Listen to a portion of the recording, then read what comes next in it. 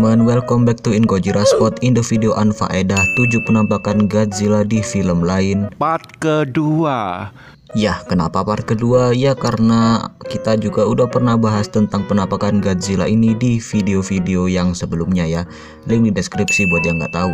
Ya, seperti judulnya, kali ini kita akan membahas mengenai 7 penampakan Godzilla di film yang tidak mengenai judul Godzilla. Ya, filmnya bukan tentang Godzilla tapi ada Godzilla-nya lah. Ya, kayak begitulah. Dan ya, okelah, tanpa berpanjang lebar langsung saja kita ke videonya 7 penampakan Godzilla di film lain.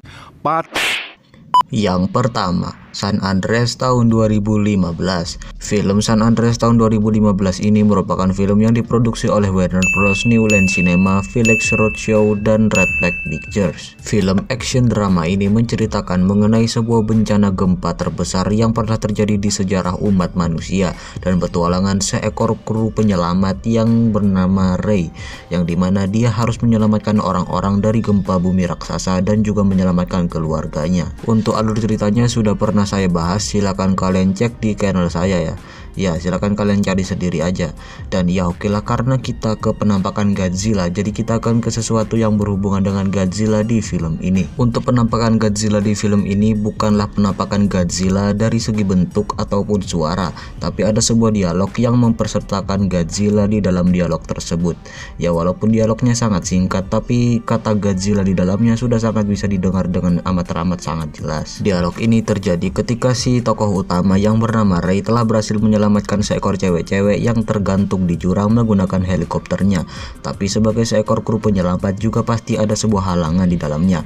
Ya, helikopter yang ia naiki sempat mengalami kerusakan. Tapi inti ceritanya si Ray berhasil menyelamatkan cewek tersebut dan ia membawa helikopter yang rusak tersebut kepada si bapak bengkel. Nah, uniknya di sini si bapak bengkel tersebut malah menyalahkan Godzilla atas kerusakan di helikopternya tersebut. Nih, dengerin sendiri nih. Godzilla, what the hell did you do to her this time? Nah, kan jelas banget kan, kata Godzilla di situ sudah bisa didengar dengan sangat jelas banget ya. Si bapak bengkel tersebut malah menyalahkan Godzilla atas kerusakan di helikopter itu. Nah, kenapa ya? Ya mungkin karena kerusakan yang sangat besar di kendaraan-kendaraan mungkin selalu dikaitkan dengan monster ya, kayak Godzilla ya. Kasihan Godzilla disalahin terus. Oh, kepala pentil. Yang kedua ada The Simpsons. Animasi legend ini merupakan animasi yang sudah ada sejak tahun 1989. Animasi bergenre komedi situasi dan agak-agak toksik ini merupakan animasi yang sudah sangat melegend sekali, walaupun sekarang sudah lumayan tidak terdengar lagi namanya. Nah, tapi sebenarnya yang membuat animasi ini terkenal bukanlah episodenya yang seru, tapi episodenya yang beberapa kejadiannya menjadi kenyataan di dunia ini. Nah, tapi itu episode yang terdahulu ketika lagi tahun 90-an. Nah, tapi sekarang ya animasinya udah nggak terlalu sih, udah lumayan seru, udah bisa enak ditonton oleh para bocil-bocil kematian ya. Udah bersahabat lah. Dulu ini tergolong animasi dark ya, animasi gelap, tapi sekarang udah menjadi animasi yang berwarna. Nah, untuk penampakan Godzilla-nya ada di salah satu episode The Simpsons yang berjudul Homer Becomes Godzilla. Nah, dari judulnya pasti ada Godzilla-nya ya. Ya, Godzilla di sini adalah Godzilla versi ala-ala Simpson. Ya, dari segi bentuk udah kayak Godzilla, tapi dari segi wajah ya ini seperti perkawinan silang antara Kong dan Godzilla ya. Nah, dari segi penampakan sih ya ini udah bukan penampakan lagi ya, ini udah jelas-jelas banget ini adalah referensi dari Godzilla. Dari segi desain sih ini udah kreatif banget ya, walaupun ceritanya tentang Godzilla tapi tidak melepas sensasi Simpson di dalamnya ya. Oke, kita lanjut ke nomor ketiga. Yang ketiga ada Ultraman keluaran tahun 1966. Film ini merupakan film Ultraman yang juga udah legend ya di kuping para umat manusia. Ya, siapa yang gak kenal dengan Ultraman? Manusia yang memakai kostum Ultraman ini merupakan sebuah film superhero yang berasal dari negeri Sakura, Jepang. Ya, negara yang juga memproduksi film kaiju Godzilla. Ya, tapi walaupun sama-sama negara, tapi studio yang membuat kedua karakter ikonik ini berbeda studio ya. Godzilla merupakan kepunyaan Toho, sedangkan Ultraman adalah kepunyaan Suburaya Production. Nah, di mana ada sebuah episode di film Ultraman keluaran tahun 1966 yang memperlihatkan pertarungan Ultraman dengan seekor monster yang mirip sekali dengan Godzilla. Monster tersebut bernama Jiras. Nah, yang membedakan Jiras dan Godzilla ya cuman sebuah payung di lehernya dan juga warnanya yang sedikit lebih kuning. Nah, tapi sebenarnya kostum tersebut merupakan kostum Godzilla yang juga pernah dipakai untuk Toho untuk membuat film Godzilla. Nah, jadi ceritanya kenapa kostum tersebut bisa nyasar di studio yang lain, ternyata pendiri Suburaya Production yang bernama Eiji Suburaya ternyata dulunya juga pernah bekerja untuk Toho. Dia juga merupakan penambah special effect untuk film King Kong vs Godzilla. Dan secara hak cipta, si Eiji ini juga masih mempunyai hak cipta untuk Godzilla. Jadi dia masih berhak mendapatkan Godzilla untuk studionya. Jadi beliau meminta izin kepada Toho untuk membawa Godzilla tersebut untuk menjadi musuh Ultraman. Dan si Toho pun berbaik hati dan memperbolehkan si Eiji untuk membawa Godzilla. Tapi si Toho berpesan untuk sedikit merubah desain Godzilla-nya. Dan si Eiji pun merubah desain Godzilla dengan menambahkan payung dan sedikit warna kuning. Dan terciptalah Jiras.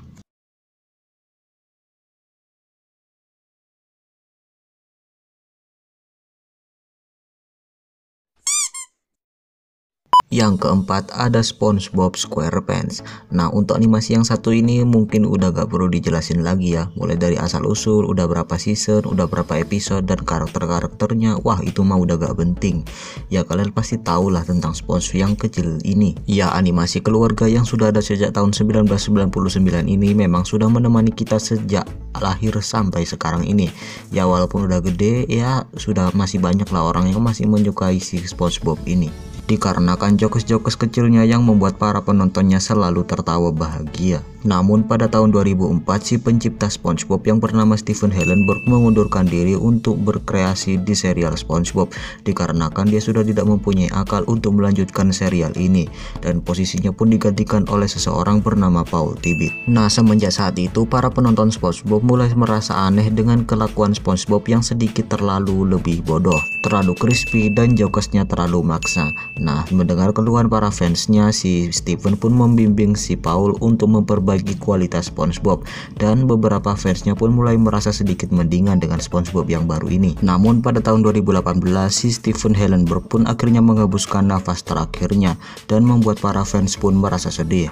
Tapi hal tersebut malah membuat si Paul seenaknya mengkreasikan SpongeBob dan membuat animasi SpongeBob seketika berubah drastis.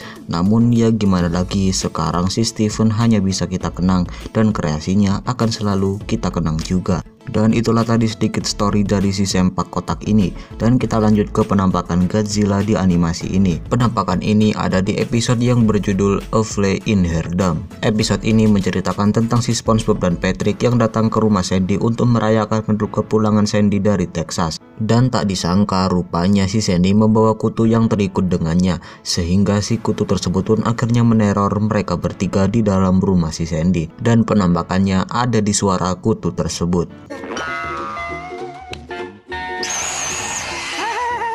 Dan di mana Godzilla-nya? Nah, jadi sebenarnya ia itu emang bukan suara dari Godzilla, tapi suara tersebut merupakan suara dari salah satu musuh Godzilla, Megaguirus. Ya, kaiju asli Toho ini mempunyai suara yang sangat persis sekali dengan suara tersebut. Entah Stephen yang terinspirasi dari suara kaiju tersebut atau Toho yang terinspirasi dari suara kutu ini, ya aku nggak tahu dan aku juga nggak peduli. Yang penting kita lanjut aja ke nomor selanjutnya. Yang kelima ada Kong Skull Island tahun 2017.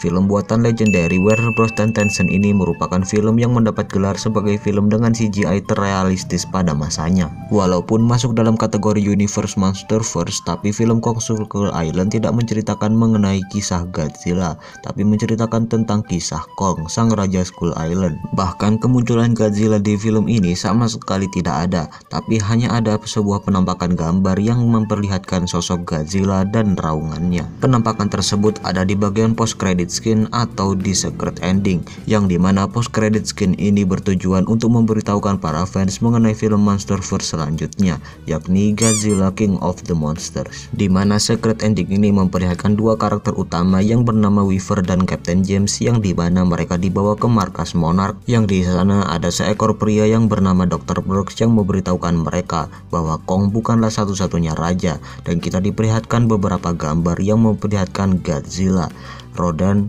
Mothra, King Ghidorah, dan pertempuran epik Godzilla dan King Ghidorah, dan ditutup dengan raungan Godzilla.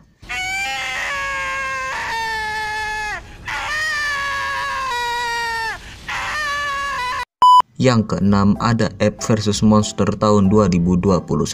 Film parodi Godzilla vs Kong yang dibuat oleh The Slim Studio ini merupakan film kontroversial yang dianggap oleh para fans sebagai film yang burik. Bukan hanya alur cerita yang ngebosenin dan gak jelas, efek CGI dan animasi di film ini rada-rada dibuat nggak niat juga. Hampir sekelas lah sama Naga Indosiar, tapi ini harap maklum ya karena emang membuat CGI dan animasi yang gak gampang juga sih. Jadi kalian para bocil kematian harap tutup mulut ya. Walaupun film parodi yang terinspirasi dari film Godzilla vs Kong, alur cerita dari karakter ini sama sekali tidak ada yang sama dengan film Godzilla vs Kong. Namun di film ini ada sebuah adegan yang menjadi adegan kontroversial, yang dimana di menit ke-65 ada sebuah adegan yang memperlihatkan kemunculan seekor iguana raksasa, yang dimana iguana ini mempunyai suara seperti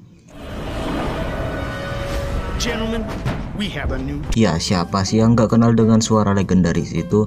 Ya, walaupun suaranya hanya dikeluarkan satu kali, tapi tetap hal ini mendapat kontroversi dari para fans Godzilla. Karena yang gak bisa seenaknya aja The Asylum Studio tiba-tiba mengambil suara dari Godzilla. Dua roar sekaligus lagi, roarnya Monsterverse dan roar klasik Godzilla. Tapi ini terserah hati kalian, mau menganggap ini kontroversi, mau menganggap ini hiburan, mau menganggap ini sebuah kebetulan, terserah. Aku tidak peduli. Dan yang ketujuh sekaligus yang terakhir adalah si botak kembar Upin dan Ipin. Animasi buatan Les Kopaku yang sudah ada sejak tahun 2007 yang ditayangkan di televisi TV9 dan MNC TV merupakan animasi yang sudah sangat melegend sekali. Menceritakan kisah petualangan gak jelas dari dua botak kembar Upin dan Ipin. Dari segi story nggak ada story yang begitu penting untuk diceritakan. Ya pokoknya ini adalah animasi untuk hiburan semata ya titik. Langsung aja ke intinya, penampakan Godzilla di animasi ini ada di episode yang menceritakan tentang sebuah pahlawan yang bernama Ultraman Reboot. Ya, yang seperti kita tahu, Ultraman adalah salah satu tokoh fiksi yang juga berasal dari Jepang.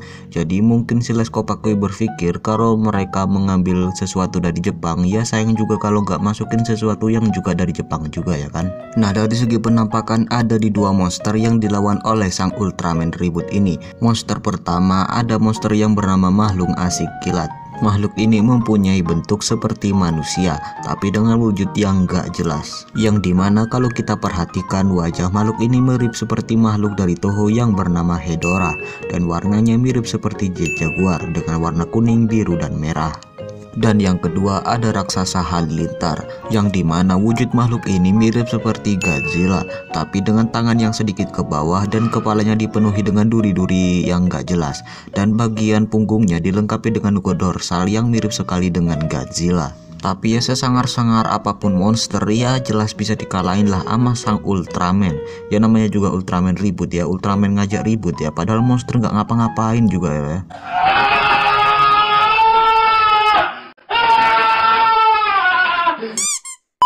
Oke teman-teman, untuk video kali ini sampai di sini dulu ya. Ya walaupun singkat tapi seenggaknya kan ada video ya yang untuk hari ini ya.